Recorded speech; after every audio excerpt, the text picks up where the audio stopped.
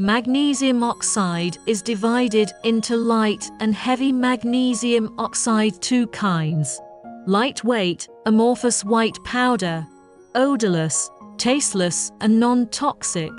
The power of the magnesium oxide ball pressing machine comes from the electromagnetic speed regulating motor, which is transmitted to the drive shaft through the roller and the cylindrical gear reducer through the rodder pin.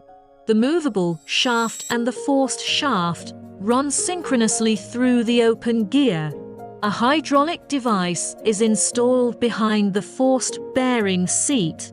The spiral feeder is driven by an electromagnetic speed regulating motor through the rolling of the worm gear reducer. The pressed material is pressed into the main feed port.